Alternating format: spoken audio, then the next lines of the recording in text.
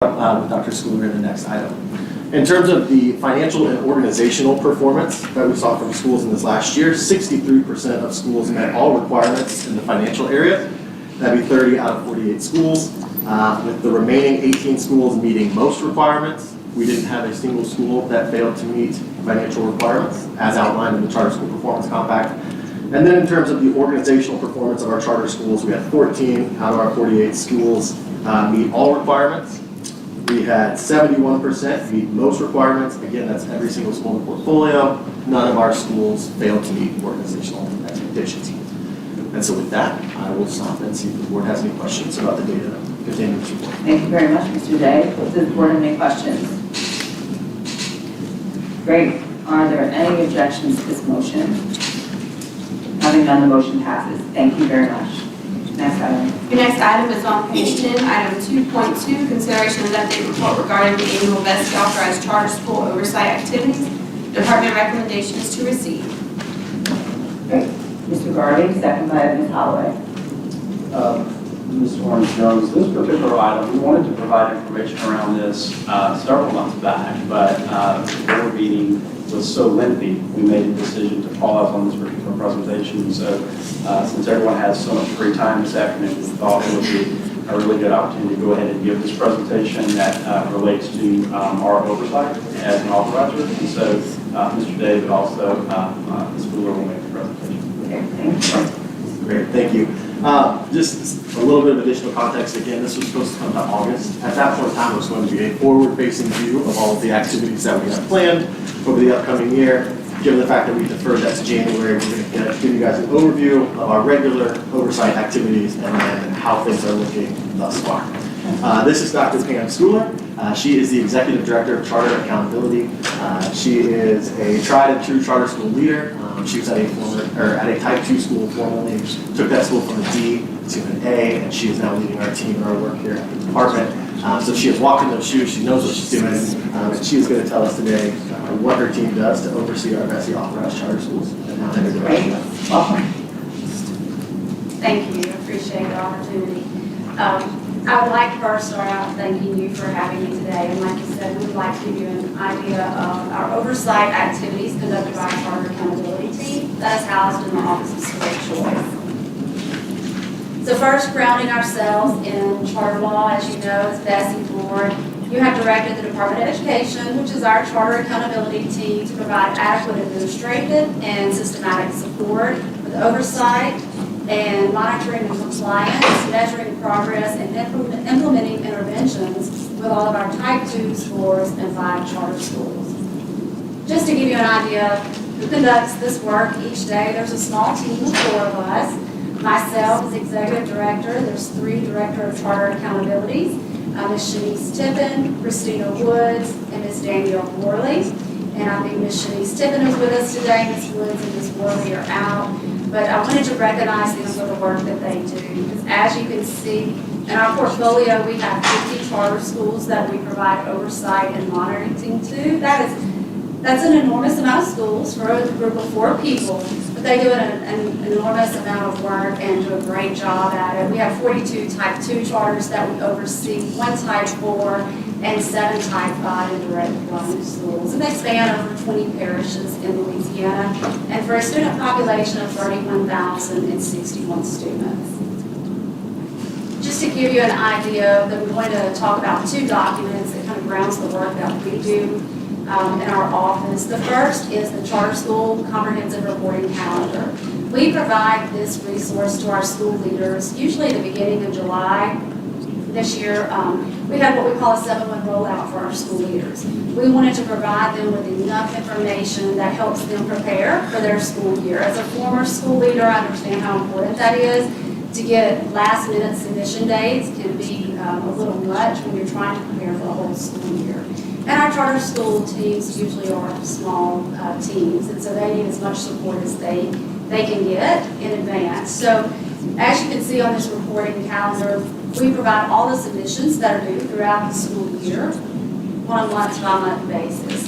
Our leaders, like I said, are busy, and so for them to be able to see in the upcoming months what's available, but they need to see it, things from our office, such as, It might be the transportation plan, or it might be their enrollment policy, things like that. But however, on here, we also include financial information that's very important, the quarterly reports that are essential to our financial team. So those are some things that we provide for them in early July, and we want to give them opportunity to plan as they go along. The other is really grounds us in our work, but it also does the school. This is our accountability framework and the Charter School Performance Compact. This outlines all the rigorous and fair oversight that we provide, but it also ensures that our charter schools are serving all students equitably and complying with law, state law, and policy. And so within this, I'm going to just hit on a few key points. The annual assessment of performance, monitoring and reporting of performance, and accountability decisions and interventions. The first I would like to talk about is the annual review. Throughout the year, we do our monitoring and oversight activities, and we're collecting data in various formats. And with this data, we provide the school with an annual review that is 3 areas of review: the academic, the organizational, and the financial area. And with this, it corresponds to the performance expectations in the Charter School Performance Compact. So at the end of the school year, this is a snapshot of what our schools receive. You see at the top, there's academic overall rating, financial and organizational rating. And then throughout the document, it outlines for the schools how their ratings are in each one of those performances. It really gives a good view of how our schools are performing. Like I said, we provide this for them at the end of each school year. Usually, we will provide this for them in January. And we send this to our school leaders for them to view, give feedback, we have a discussion, and then we'll publish them on our department website. Monitoring of school performance, this is very important. This is a lot of work, a lot of coordinated activities within the department. We meet with the special education department. We've started having weekly meetings with the financial team to just discuss charter schools, key issues that arise. I think this morning there was a presentation. We met with the financial team to discuss those issues, and actually met with the charter schools to discuss the ones that had issues. So we're trying to do more coordinated efforts to support our charter schools ahead of time to help them stay in compliance. So as you see, we conduct review of data and documents, coordinated monitoring of federal programs, monitoring of the financial performance, and one of the most important things we do are the annual site visits. We're actually getting out to the schools and meeting with the school leaders and seeing the school in action.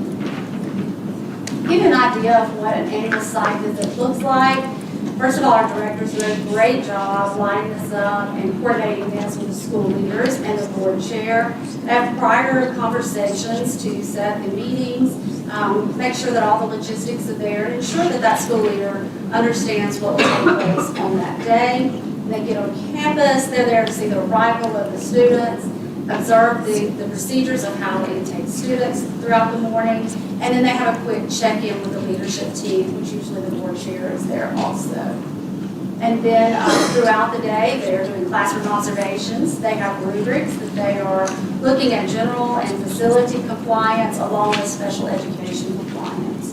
Then at the end of the day, they meet again with the leadership team to discuss what they saw and next steps, and answer any questions that they may have. And sometimes, if there are things that they see, then they can have that conversation with the leader and then give them time to fix the issue if there is an issue, and then they will make a return visit on campus.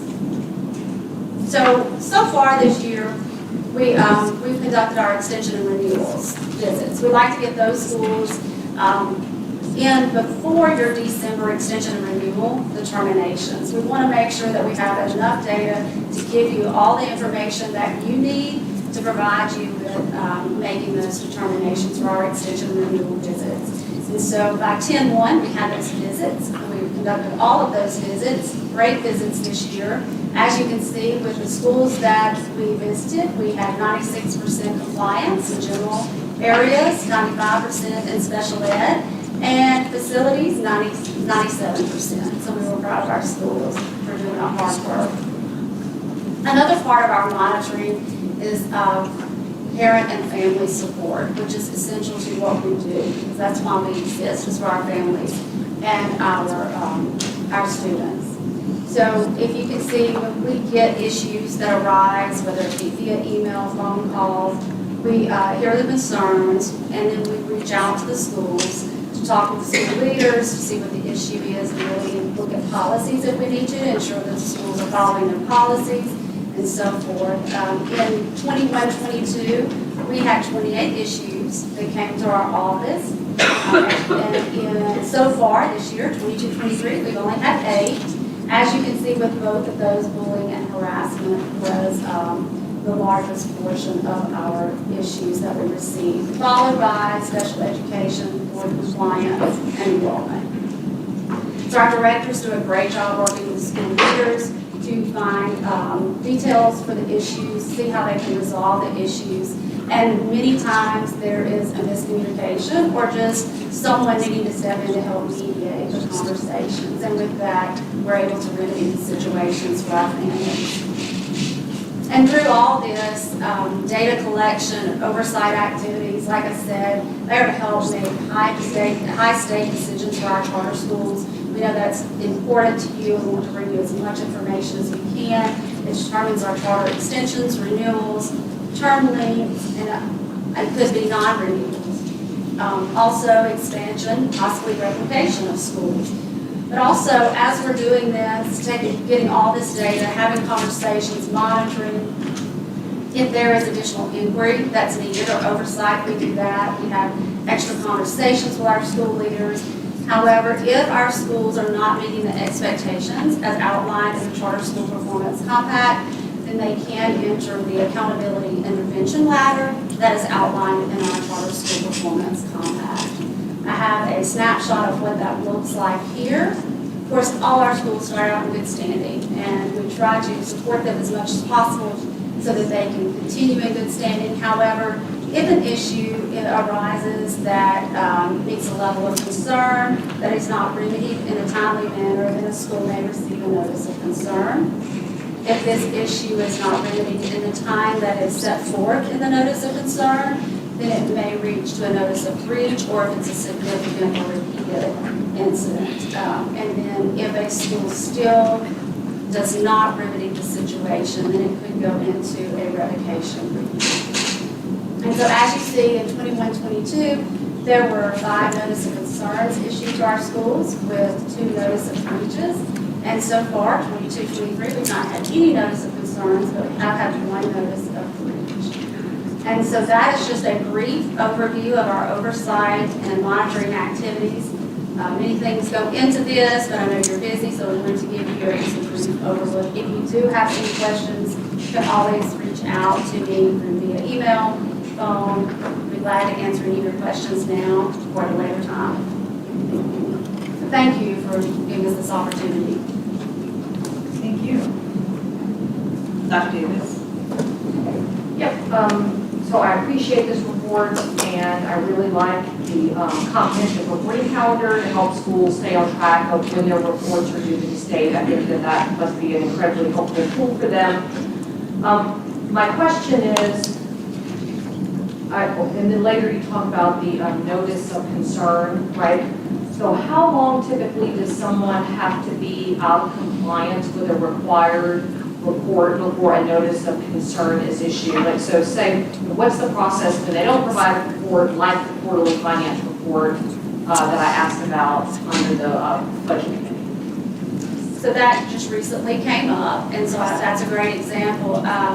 As we met with our schools, we gave them a time that they needed to have the documents to us, whether it be the actual documents themselves, or maybe I think finance asked for a letter just kind of stating why they're, what caused this issue and what their next steps are. And so with all of our schools that we asked for, we did receive those from all but one, and so that school will receive a notice of concern as a next step.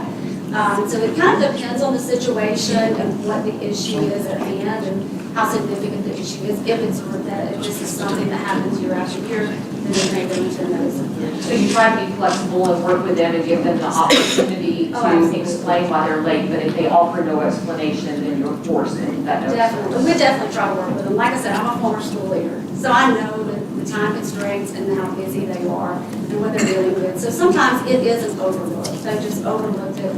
Change in personnel happens a lot, and that's what we saw with several of our charter schools in the report that you received earlier. Some financial personnel left, they had new people coming in, so they're trying to catch them up. So we definitely work with them on that. One more question.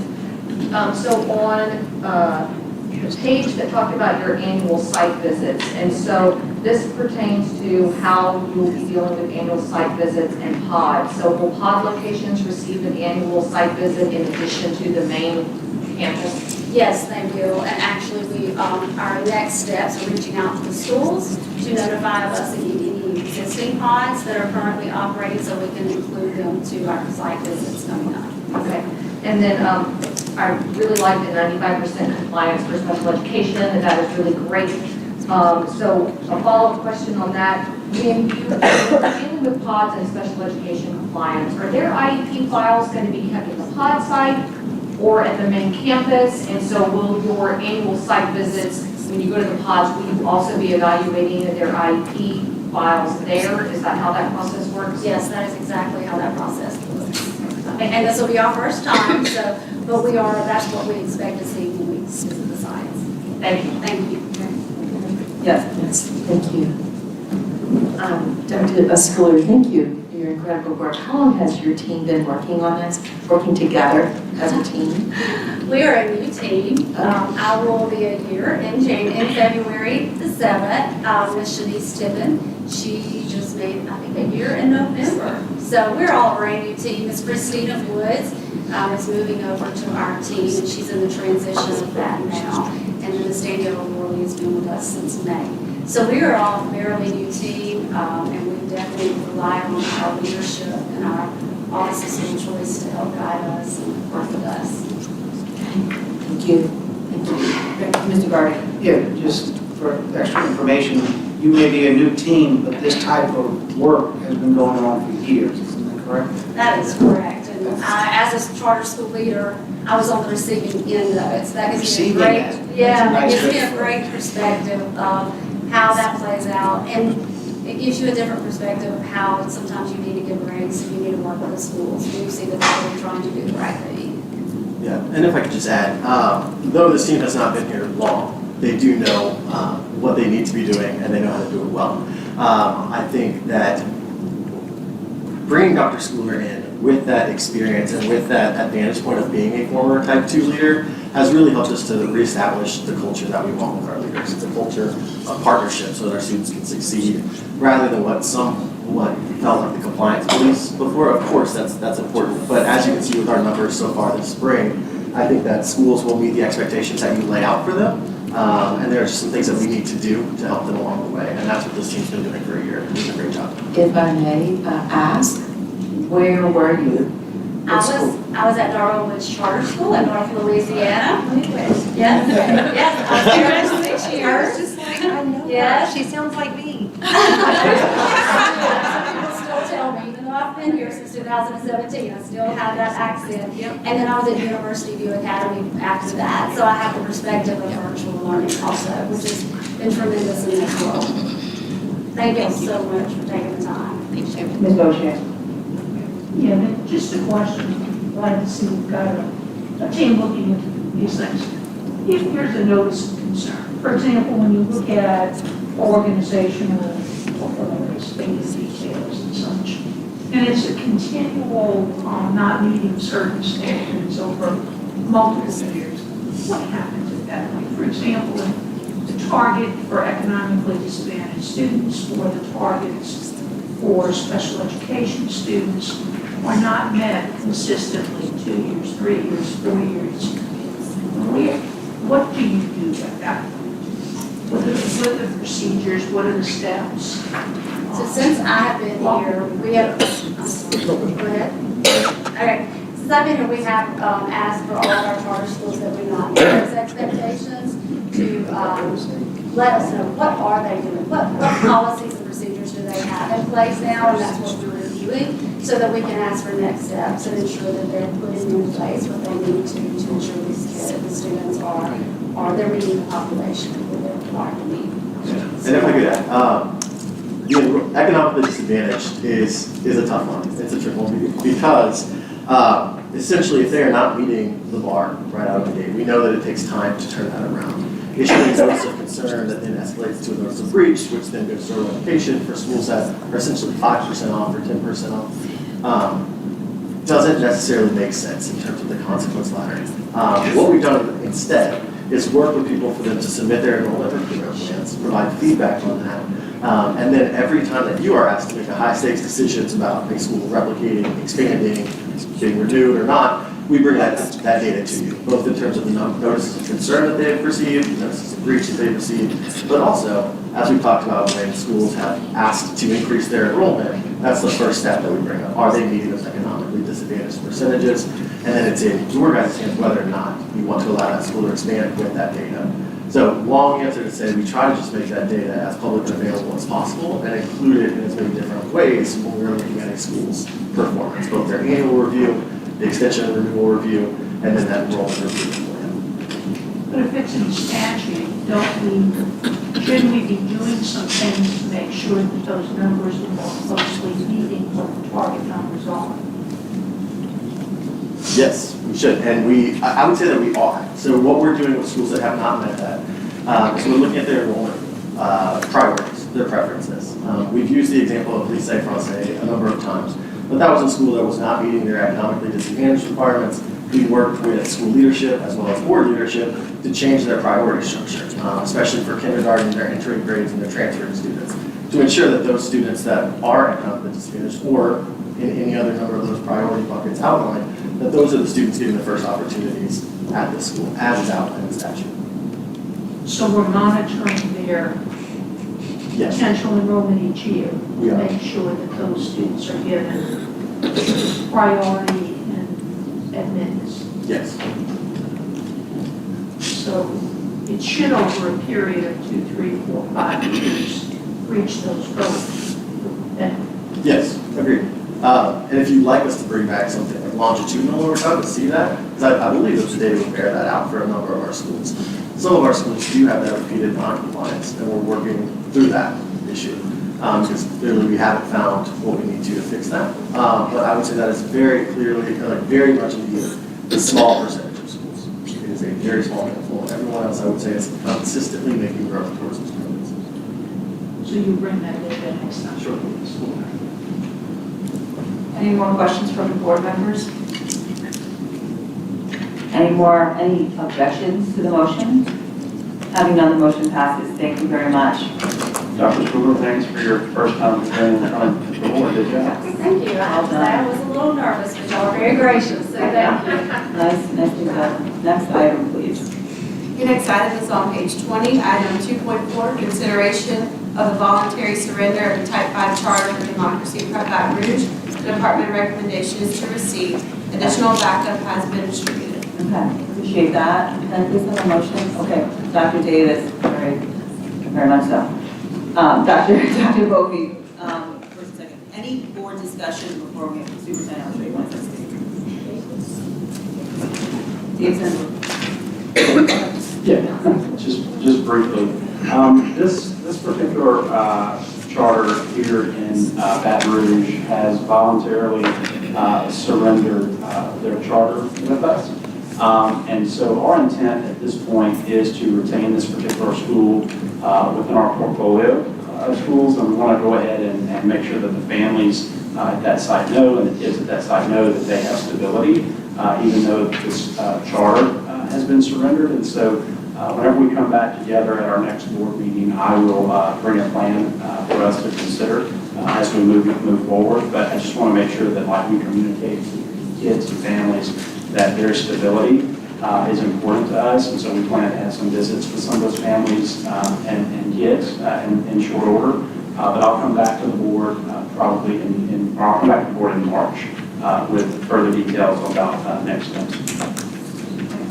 Appreciate that. Any questions for the superintendent about what's about to happen next? Any objections to the motion? Having none, the motion carries. Next item. That concludes your agenda. Thank you.